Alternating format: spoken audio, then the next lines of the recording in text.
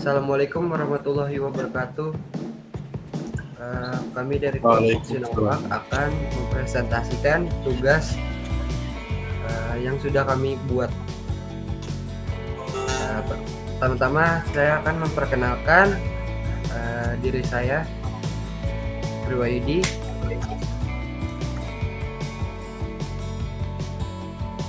Dan saya Jumastan. Dan saya Alfariji Setiawan. Dan saya Hamas Alfarizi. Ya.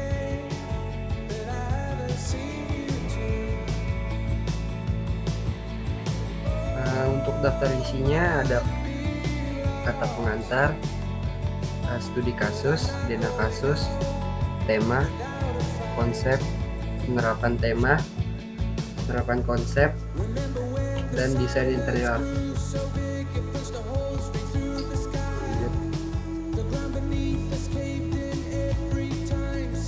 Untuk studi kasusnya kita bagian di kasus pertama, yaitu berjumlah 4 orang dengan ayah, ibu, dan 2 anak laki-laki. Ayah bekerja sebagai arsitek, hobinya ya musik atau koleksi alat musik, dan ibunya bekerja sebagai psikolog, hobinya itu memasak, dan anak laki-lakinya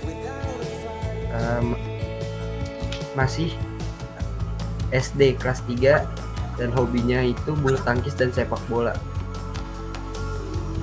Nah, untuk denahnya seperti ini.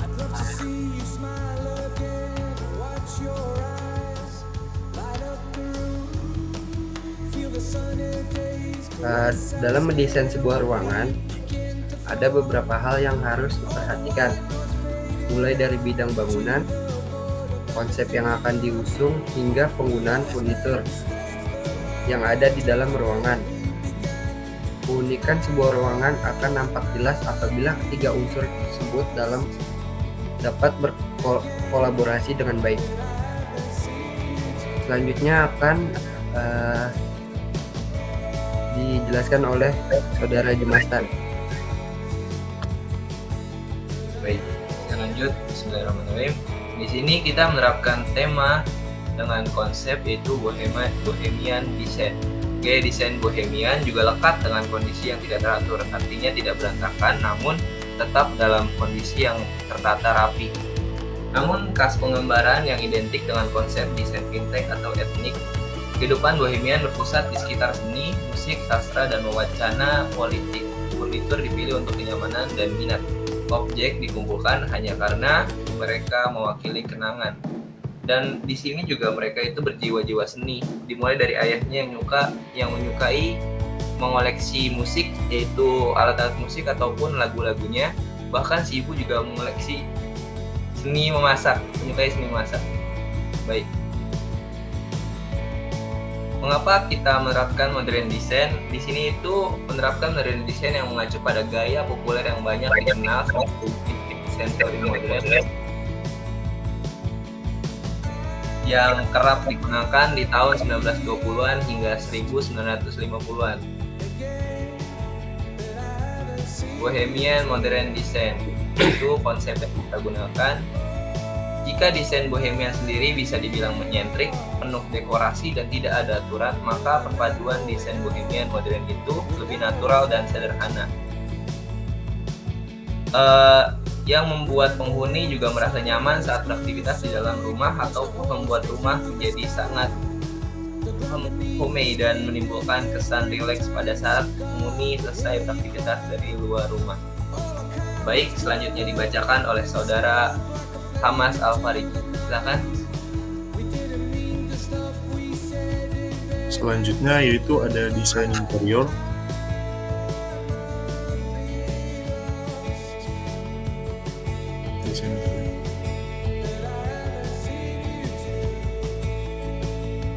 Proses penyusunan dan penciptaan elemen-elemen interior agar menjadi suatu kesatuan yang saling berkaitan untuk mencapai tujuan tertentu.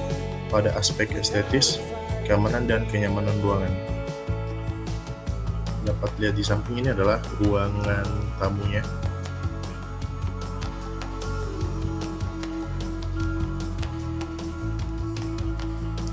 Ruang tamu. Ruang tamu adalah tempat untuk menerima tamu, sekaligus untuk berkomunikasi dengan orang luar. Ruang tamu biasanya terletak di bagian depan susunan bangunan rumah tinggal, sehingga ruang tamu menjadi ruangan pertama yang dimasuki ruangan. Ruangan ini biasanya dijauhkan dari tempat tidur untuk melindungi privasi tuan rumah, tetapi dekat dengan dapur dan ruang makan untuk memudahkan melayani tamu atau area servis. Selanjutnya yaitu ada ruang keluarga. Ruang keluarga adalah lokasi di dalam rumah yang digunakan sebagai area berkumpul anggota keluarga saat waktu bersantai. Sebuah ruang keluarga pada dasarnya dimanfaatkan sebagai area untuk berkumpul dengan anggota keluarga. Selanjutnya yaitu ruang makan. Sebuah wadah yang menampung kegiatan makan, tempat untuk penghuni untuk makan. Ruang makan umumnya dilengkapi dengan meja makan dan perabotan penunjang lainnya seperti lemari es dan dispenser air. Hubungan ruang makan dengan dapur yang sangat dekat membuat ruang makan biasanya diletakkan dekat dengan dapur untuk memudahkan penyajian dan pembersihan.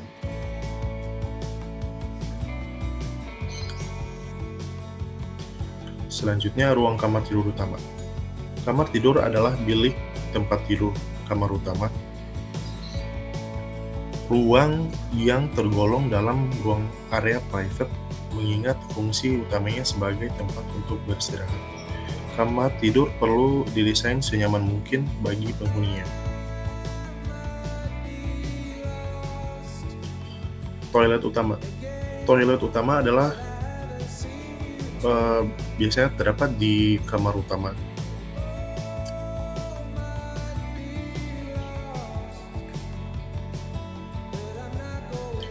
Ruang kerja. Ruang kerja biasanya dilengkapi dengan sarana kerja seperti meja, kursi, komputer, dan sebagainya untuk melakukan pekerjaan. Namun ruang kerja tidak hanya sekedar administrasi saja, melainkan bisa juga dalam bidang kreatif.